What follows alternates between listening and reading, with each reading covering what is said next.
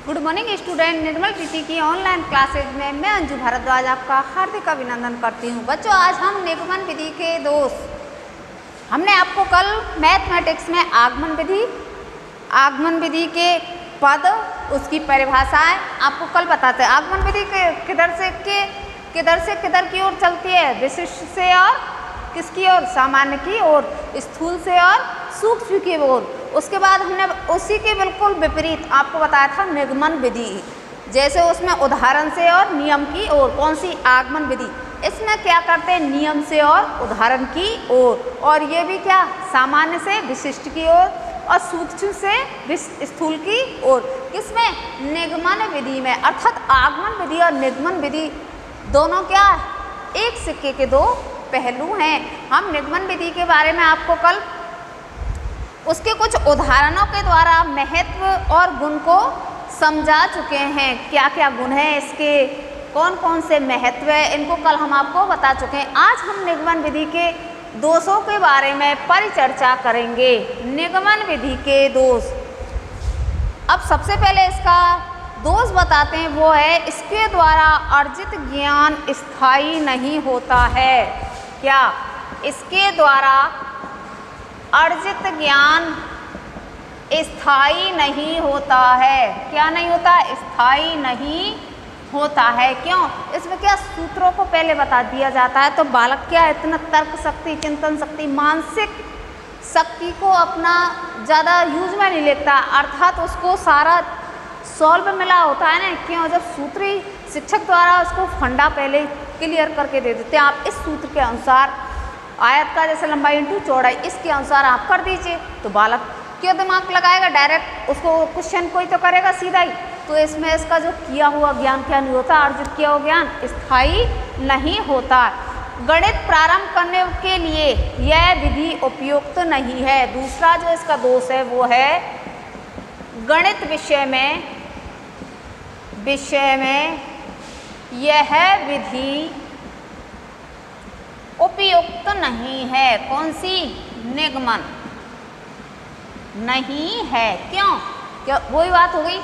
Math में पहले हम क्या करते हैं? उदाहरण, मैथ हो या ग्रामर हो, ये दोनों की सिमिलर है आगमन और निगमन विधि। उधर लैंग्वेज में अगर देखें हम, तो उसमें भी यही है। पहले डायरेक्ट कोई सिद्धांत होगा या सूत्र होगा, उसमें वो उसी को तो बताते हैं। जैसे दीर्घ संधि ले लो, दीर्घ संधि में कर दिया हमने अके सवर्ण दीर्घ है, सूत्र दे दिया। अब इस सूत्र के अंतर्गत कौन कौन से शब्द आएंगे उसको बालक स्वयं सिद्ध कर लेगा। तो दीर्घ संधि के बारे में बात कर, उसी हिसाब से मैथ में आप कोई सा भी, जैसे आयत का सूत्र दे दिया, वृत्त का सूत्र दे दिया, ये सारे सूत्रों को, जैसे त्रिभुज का सूत्र आपने पहले क्लियर कर दिया, तो बच्चे क्या करेंगे? ये गणित के लिए उपयुक्त नहीं है। अगर उदाहरणों के द्वारा आप बालक को समझाओगे, नियम तक पहुँचोगे, वहाँ पर ये उपयुक्त विधि है। दूसरा जो दोष है वो है इसके द्वारा छात्र की मानसिक शक्ति का विकास नहीं होता है। कारण कि छात्रों को रखने की आदत पड़ जाती है। मैंने आपको पहले ही बता दिया, मानसिक शक्ति का विकास नहीं होना, मानसिक शक्ति का विकास नहीं होना।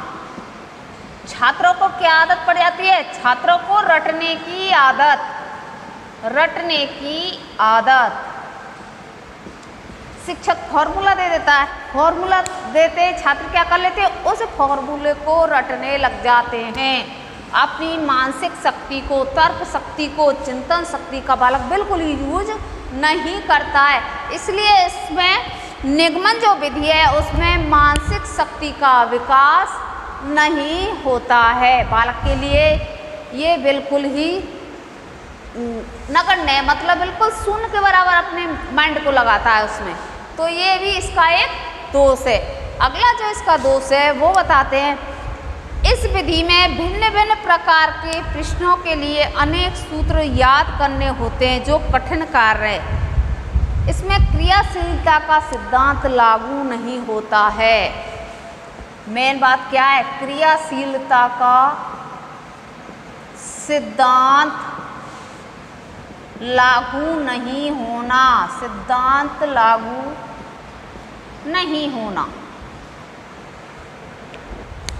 भिन्न भिन्न सिद्धांत इसमें लागू किए जाते हैं। मतलब आयत का अलग है, त्रिभुज का अलग है, व्रत का अलग है। ये सारे जो सूत्र हैं, सारे जो सिद्धांत हैं, उनको इसमें क्या कर दिया जाता है, लागू कर दिया जाता है। अर्थात पहले उनको बताया जाता है, बालक के रटने की प्रवृत्ति हो जाती है, मानसिक चिंतन बालक करना नहीं चाहता, बालक क्रियाशीलता का सिद्धांत लागू नहीं, तो अर्थात बालक स्वयं नहीं करता है, उसको सारा कार्य सोल्व मिलता है, सूत्र ही उसको मिल गया, सिद्धांत ही फॉर्मूला ही उसको मिल गया, तो बालक क्रियाशील कैसे होगा, करनेगा ही तो सिर्फ डायरेक्ट सारा चीज बिल्कुल ही सॉल्व मिल जाएगा।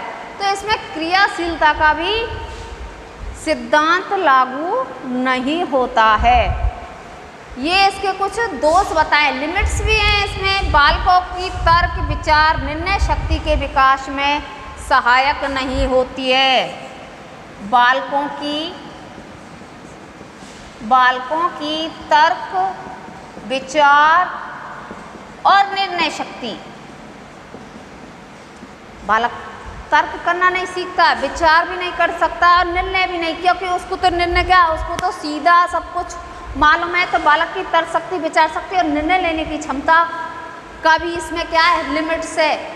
ये यहाँ तक तो आपका दोष हो गए, ये हो गई इसकी कुछ सीमा, एक जो सीमा के स्टेप है वो है, ये लिमिट्स है। बालक इसमें तर्क, विचार और निर्णय शक्ति नहीं ले सकता। यहाँ इसकी ये इस विकास में ये सहायक नहीं है। कौन सी विधि, निगमन विधि नवीन ज्ञान में असहायक है तथा यह विधि मनोवैज्ञानिक नहीं है। नवीन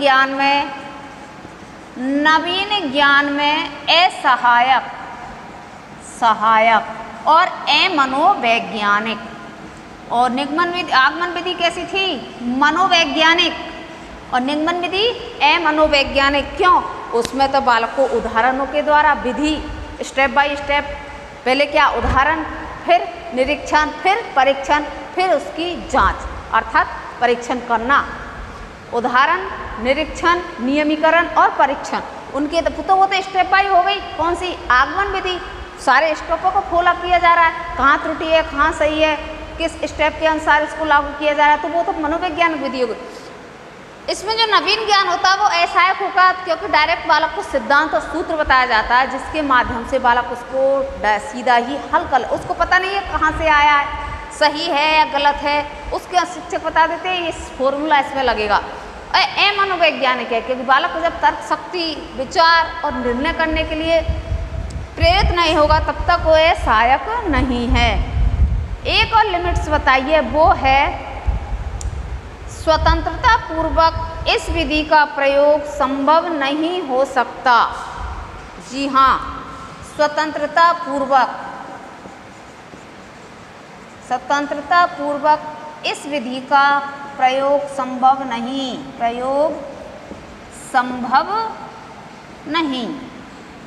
कैसे, क्योंकि बालक डिपेंड होता है किसके ऊपर, शिक्षक के ऊपर, या जहाँ पर भी वो अपना अध्ययन कर रहा है, तो जहाँ पर जिस इंस्टीट्यूट में या जिस विद्यालय में या महाविद्यालय में जहाँ भी बालक अध्ययन कर रहा है, तो वो दूसरे के ऊपर आश्रित रहेगा कि हमें इसका फॉर्मूला मिल जाए तब तो हम इसको तुरंत कर देंगे।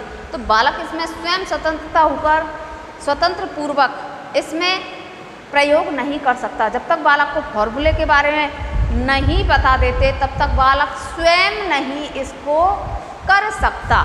तो ये आपको कुछ निगमन विधि के दोष एवं लिमिट्स बताई। इसके द्वारा अर्जित ज्ञान स्थायी नहीं होता है। गणित विषय के लिए यह विधि क्या नहीं है, उपयुक्त तो नहीं है। क्यों?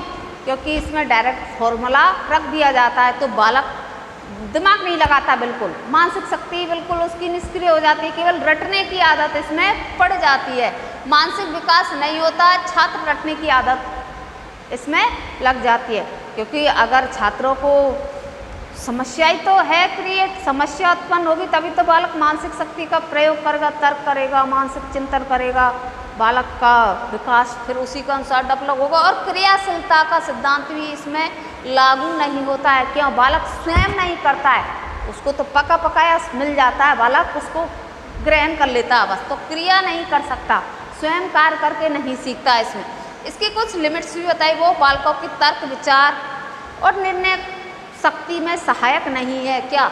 निगमन विधि तर्क करने में, विचार विमर्श करने में और निर्णय लेने में, यह विधि सहायक नहीं है। दूसरा, नवीन ज्ञान में असहायक और अमनोवैज्ञानिक। नवीन ज्ञान जो नया ज्ञान है वो बालक को बिल्कुल पता नहीं, सूत्र कहाँ से आया, किस फॉर्मूले से लगा, कैसे लगा, क्यों आया, सही है या गलत है, उसमें तो वो उसकी कोई रुचि नहीं। केवल मनोविज्ञान है, क्योंकि मनोविज्ञान स्टेप बाय स्टेप से चलती है और बालक स्वतंत्रता पूर्वक इसका प्रयोग संभव नहीं है। बालक जो इसका प्रयोग कर रहा है वो स्वतंत्र रूप से नहीं कर सकता। क्यों नहीं कर सकता? क्योंकि बालक दूसरे के ऊपर इसमें आश्रित रहता है। और आगमन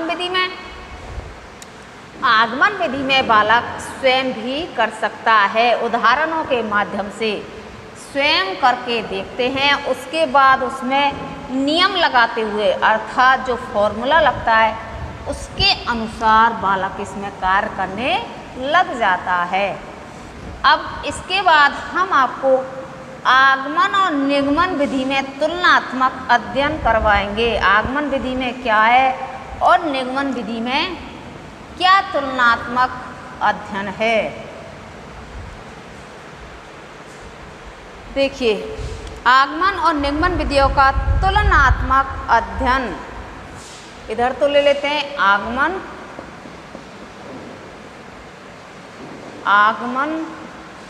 और इधर ले लेते हैं निगमन। अब क्या करते हैं इनके बीच में तुलनात्मक अध्ययन दोनों में, किसमें? आगमन में और निगमन विधि में। आगमन विधि कहाँ से कैसे चलती है? आगमन विधि होती है वो चलती है विशिष्ट से सामान्य की ओर, विशिष्ट से सामान्य की ओर, ठीक है। और निगमन विधि सामान्य से विशिष्ट की ओर। अब मैंने सामान्य और विशिष्ट आपको कल भी बताया था, परसों क्लास में भी बताया था। विशिष्ट मतलब उदाहरण, पहले उदाहरण देना, उसके बाद उसमें नियम फॉर्मूला फिट करना। ये तो हो गया विशिष्ट से सामान्य की ओर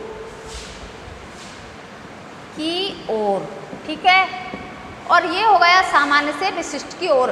पहले नियम बतलाना, उसके बाद उसका विशिष्टीकरण करना, अर्थात उसका पूर्ण जो आप क्वेश्चन कर रहे हो या जो भी फॉर्मूला कर रहे हो उसके अनुसार उसको समझाना। जैसे मैथ का है तो मैथ में आपको 2π² सूत्र फॉर्मूला लगा दिया, उसके बाद उसका किस प्रकार से आप विश्लेषण करो, क्वेश्चन में उसको किस प्रकार से हल करोगे वो आपको बता देना। सामान्य से विशिष्ट की ओर, ये आपको बताया था मैंने। क्या? स्थूल से सूक्ष्म की ओर, स्थूल से सूक्ष्म की ओर। और ये क्या बताया था? सूक्ष्म से स्थूल की ओर। स्थूल है ना बड़ा, उदाहरण बहुत बड़ा होता है, विस्तृत होता है। बालक पहले क्या करता है? बड़ी चीज़ को देखता है, बालक के समझ में नहीं आता इसको हम किस प्रकार से करेंगे, तो वो जैसे ही वो करने लग जाता है, सॉल्व अपने मेथड के अनुसार क्वेश्चन करने लग जाता है, तो बालक एक निष्कर्ष पर निकलता है। क्या? कि इस फॉर्मूले के अनुसार, ये हमारा निष्कर्ष निकला, इसके अनुसार ही हमें स्थूल से सूक्ष्म की ओर, पहले उदाहरण के बाद इसमें सूत्र को फिट बैठाना। ये कौन सी विधि के अंतर्गत है? आगमन के अंतर्गत। अब निगमन में क्या बताया था? सूक्ष्म से पहले क्या बता दिया था? नियम बता दिया था, और नियम के बाद इसको क्या कर रहे थे? विश्लेषण करना, अर्थात स्टेप बाय स्टेप को। तो इसमें तो बता दिया पहले सूक्ष्म, फिर बता दिया स्थूल, तो दोनों में क्या हो गया? तुलनात्मक अध्ययन।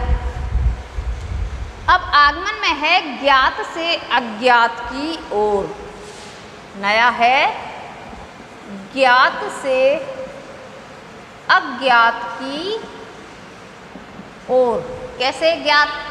हमें उदाहरण ज्ञात है, उदाहरण जानते हैं हम, इस उदाहरण के अनुसार हम दूसरा जो सवाल करेंगे उसको करेंगे। अब अज्ञात क्या आएगा? जो सूत्र, जो फॉर्मूला जो इसमें लगाएंगे वो क्या अज्ञात है? ये उदाहरण को तो हम जानते हैं कि उदाहरण है, इसके अनुसार हम कर लेंगे, तो ये तो हमें ज्ञात है, इसको जानते हैं, इसको अनुसार करना है, पर इसमें कौन सा फॉर्मूला लगेगा वो हम नहीं जानते हैं। अब निगमन में इससे बिल्कुल विपरीत है, ये दोनों विपरीत ही तो हैं एक दूसरे के। कौन सी? आगमन और निगमन। दोनों विपरीत है। तो इसमें क्या होगा, अज्ञात से और ज्ञात की ओर। कैसे, सूक्ष्म वो क्या होता है, फंडा जो सूत्र सिद्धांत देते हैं वो क्या होती है, अज्ञात होती है।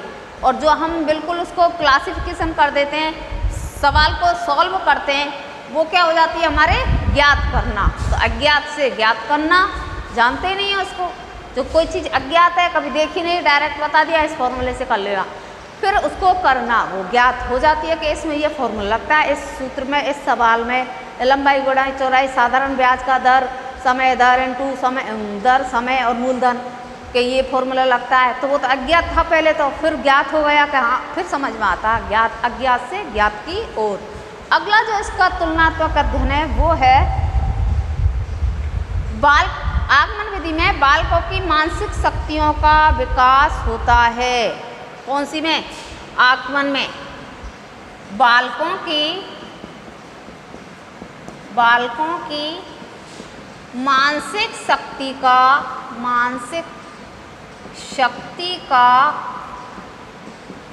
विकास होना। अब मानसिक शक्ति के अंतर्गत कौन कौन सी आएंगी, मानसिक शक्ति के अंतर्गत तर्क विचार चिंतन और निर्णय। तर्क शक्ति, तर्क विचार और निर्णय, जो अभी मैंने आपको इसके क्या बताए थे, निगमन के दोष, इस और मनोवैज्ञानिक भी हो जाएगी। बालकों की मानसिक शक्ति का विकास होना किसमें, आगमन विधि में। बालकों को उदाहरण द्वारा समझाना, तो बालक क्या करेगा, तर्क करेगा, विचार विमर्श करेगा, फिर निर्णय को पहुंचने में समर्थ होगा। किसमें, बालक आगमन विधि के अंतर्गत तर्क करने में, विचार विमर्श करने में और निर्णय तक पहुंच जाता है। बालक की मानसिक शक्ति का विकास इसमें होता है। और इसके विपरीत निगमन विधि में मानसिक शक्तियों का विकास न होकर रटने की आदत पड़ जाती है। जी हाँ, मानसिक शक्ति का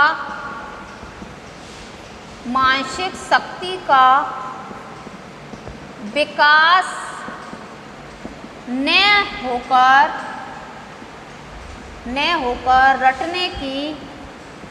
रटने की आदत पड़ना।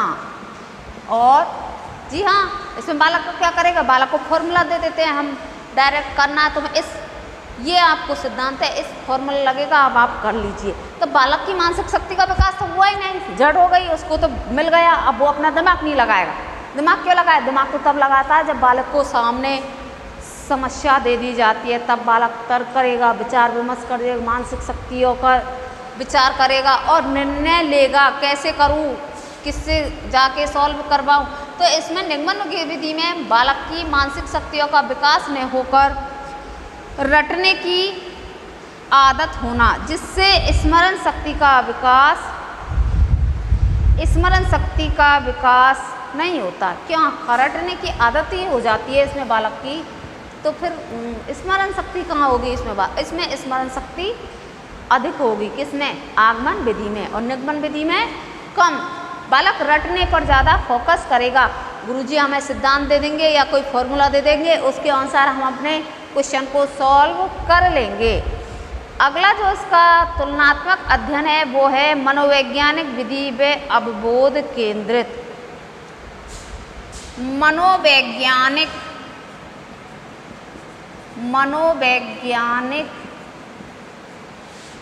विधि व अवबोध केंद्रित, अर्थात ग्रहण करना। मनोविज्ञान तो है, मनोविज्ञान के अनुसार इसमें बालक को क्या दिया जाता है, ज्ञान करा जाता है, स्टेप बाय स्टेप इसमें बताया जाता है, तो मनोवैज्ञानिक है। और उसको बालक कितना ग्रहण कर लेता है, कितना उसको अवबोधन हो जाता है। इसके विपरीत निगमन जो विधि है वो है अमनोवैज्ञानिक, जो स्मृति केंद्रित होती है, स्मरण शक्ति का विकास। स्मरण शक्ति का इसमें क्या होता है, विकास। बालक क्या करेगा, रटेगा। इसमें बालक रटेगा तो स्मरण शक्ति का विकास और मानसिक शक्ति का विकास नहीं हो जाएगा। तो ये अमनोवैज्ञानिक होती है, अमनोवैज्ञानिक तथा स्मरण शक्ति का विकास। ठीक है, स्मरण शक्ति का विकास और अमनोवैज्ञानिक होती है। बालक उसमें रटने पर बल देता है, इसमें अमनोवैज्ञानिक विधि है तो इसमें स्मृति केंद्रित होती है, स्मृति पर ही ध्यान देता है। क्यों रटता है तो स्मृति पर ध्यान रहता है इसमें, केवल कि इसमें ये फॉर्मूला लगेगा। अब कैसे आया, कहाँ से आया, ये इसको कुछ पता नहीं है। अगला जो इसका तुलनात्मक अध्ययन है वो है आगमन विधि के अंतर्गत छात्रों को स्वयं नियम या सिद्धांत की खोज करने का अवसर मिलता है। छात्रों को स्वयं नियम या खोज करने की विधि का,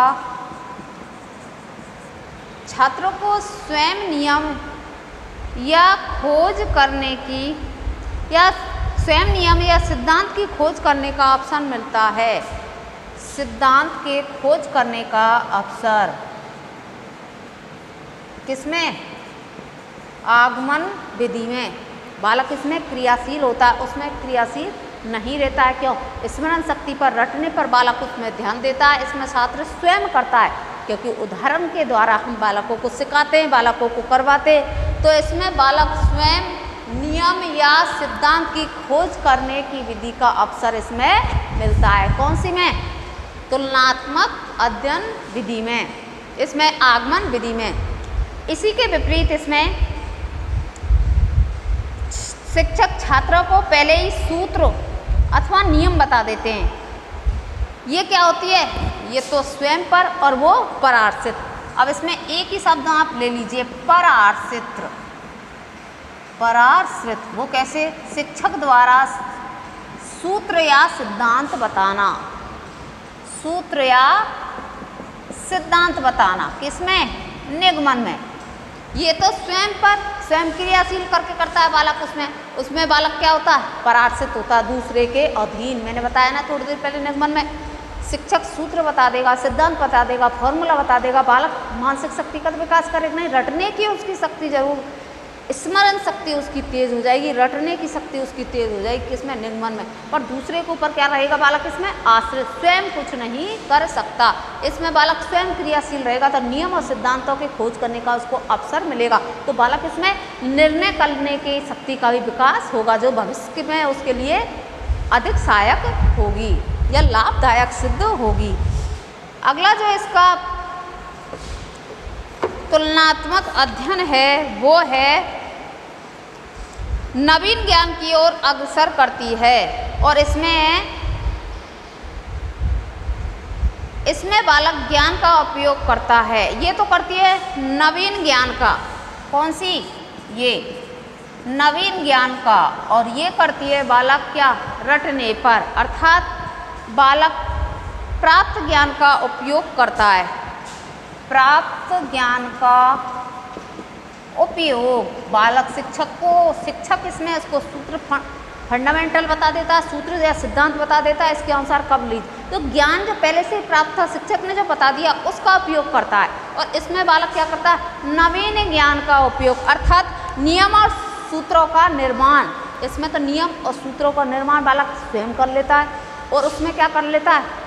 अभ्यास करता है बालक कि सूत्र नियम उसको पहले से गुरुजी ने बता दिए, तो उनका क्या करता है? वो अभ्यास। अगला जो इसका अध्ययन है वो है, यह नितांत मौलिक व रचनात्मक है, अर्थात व्यवहारिक है और रचनात्मक है। और वो विधि कैसी है? निगमन विधि। वो विधि है समस्या समाधान पर बल देती है। जो सूत्र बताती है तो इसमें क्या हो गई? समस्या समाधान, समस्या समाधान। और ये क्या हो गई? मौलिक और रचनात्मक। मौलिक हो गई और रचनात्मक, मौलिक और रचनात्मक, और उसमें समस्या का समाधान सूत्र फिट हो गया तो समस्या समाधान हो गई। इसमें मौलिक और रचनात्मकता होती है, बालक स्वयं करता है अनेक अनेक टेक्निकों के द्वारा। अगला जो इसका स्टेप है अगला वो है यह विधि छात्र केंद्रित है, शिक्षक केवल सहायक है। कौन सी? आगमन विधि। कैसी है? छात्र केंद्रित। और वो दूसरी निगमन विधि। अगर ये छात्र केंद्रित है तो निगमन विधि को आप क्या कहोगे? ये छात्र केंद्रित है तो शिक्षक इसमें केवल क्या करता है? सहायक के रूप में, मार्गदर्शक के रूप में, पथ प्रदर्शक के रूप में काम करता है। और वो शिक्षक केंद्रित जो छात्र उसमें क्या होता है? गौण रूप। ये होती है शिक्षक केंद्रित। बालक का रोल क्या होता है? गौण, क्योंकि शिक्षक उसको सारी चीज़ें स्वयं समझा देते हैं। अगला जो अध्ययन है वो है, इसको 1 मिनट साफ करती हूँ ऊपर से। आगमन विधि में है। आगमन विधि तो किसके लिए होगी श्रेष्ठकर? आप बताइए, आपको मैंने पढ़ा दी है। ये छोटी कक्षाओं के लिए गुण बताए थे ना उसमें, वो बड़ी के लिए और ये छोटी कक्षाओं के लिए, दोनों के गुण निगमन में बताए तो उधर उसके भी समझाए थे और इधर इसके भी समझाए थे। तो आगमन विधि है यह छोटी कक्षाओं के लिए उपयुक्त है। और निगमन का क्या प्रयोग होगा फिर? छोटी कक्षाओं के लिए उपयुक्त, और निगमन बड़ी कक्षाओं के लिए। या आप कह दो प्राथमिक, ये माध्यमिक या उच्च माध्यमिक, क्योंकि बालकों को फॉर्मूला ही तो समझाना है। और छोटे बालकों को तो आप उदाहरणों के द्वारा उनको अभ्यास कराया जाता है। तो ये पूर्व प्राथमिक, ये प्राथमिक, वो उच्च माध्यमिक। आगमन विधि होती है छात्रों में आत्मविश्वास व वैज्ञानिक दृष्टिकोण विकसित करती है। छात्रों में वैज्ञानिक दृष्टिकोण विकसित करना, वैज्ञानिक दृष्टिकोण विकसित करना। कौन सी में? आगमन में। आत्मविश्वास भी होता है जिससे बालक क्या करते हैं? वैज्ञानिक दृष्टिकोण, आत्मविश्वास के द्वारा। शिक्षक जब कक्ष के अंतर्गत आत्मविश्वास के अनुसार पढ़ाता है तो बिल्कुल कॉन्फिडेंस से होता है। उसी प्रकार बालकों को हम कोई सवाल हल करने के लिए देते तो छात्र जब आत्मविश्वास पूर्ण होता है तो उसका दृष्टिकोण कैसे हो जाता है? वैज्ञानिक कैसे करते हैं? सूक्ष्म से सूक्ष्म ही उसको जो खोज करनी होती है, वो बाहरी आडंबर तो खोज के लिए दिख रहा है कि हमें ये, उससे भी परत दर परत जो उसका रिसर्च करता है, अर्थात अति गहनता में वो वैज्ञानिक दृष्टिकोण हो जाता है कि इसको किस प्रकार से करें, कैसे खोजे, समस्या का हल किस प्रकार करें, वो इसमें वैज्ञानिक दृष्टिकोण होता है। उधर निगमन में विधि में यह मौलिकता की अपेक्षा अनुकरण पर बल देती है। अनुकरण पर देगी क्योंकि दूसरे पर सहायक है। अनुकरण पर बल देना। कौन सी? निगमन विधि। निगमन विधि क्या करती है? अनुकरण पर बल देती है। और आगमन विधि आत्मविश्वास, वैज्ञानिक दृष्टि का होना।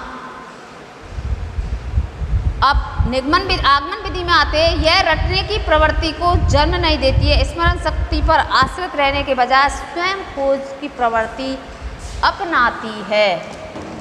रटने की शक्ति को जन्म नहीं देना, रटने की शक्ति को जन्म नहीं देना, स्वयं खोज करना, स्वयं में आत्मविश्वास पैदा करना, उसमें रटने की शक्ति पर रटने की शक्ति उत्पन्न होना और दूसरे के ऊपर आश्रित होना, इसमें स्वयं खोज के लिए, और उसमें पराश्रित अर्थात दूसरे पर आश्रित होना, पराश्रित, और इसमें क्रियाशील, दूसरे पर आश्रित, इसमें स्वयं करना, वो स्मरण शक्ति पर होती है और ये नहीं होती है। अगला जो स्टेप है वो है इसमें अध्यापक और विद्यार्थी दोनों ही पाठ में सक्रिय भाग लेते हैं। कौन सी में? आगमन विधि में अध्यापक और विद्यार्थी, शिक्षक और छात्र भाग। और इसमें केवल शिक्षक ही शिक्षक, क्यों?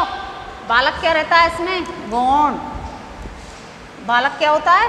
गौण। इसमें केवल शिक्षक ही सक्रिय रहता है और बालक क्या होता है? गौण। इसमें शिक्षक और छात्र दोनों ही सक्रिय रहते हैं, जिससे पाठ में आई हुई समस्या को आसानी से समाधान कर लेना। अगला जो स्टेप है वो है, यह अनुसंधान का मार्ग है। कौन सा? जो मैंने बताया ना, वैज्ञानिक दृष्टिकोण होता है, बालक रिसर्च अर्थात खोज करता है, तो आगमन विधि होती है वह, यह अनुसंधान का मार्ग है। कौन सी? आगमन विधि, खोज, रिसर्च करना। और वह अनुकरण का, क्योंकि बालक इसमें क्या करता है? अनुकरण करना।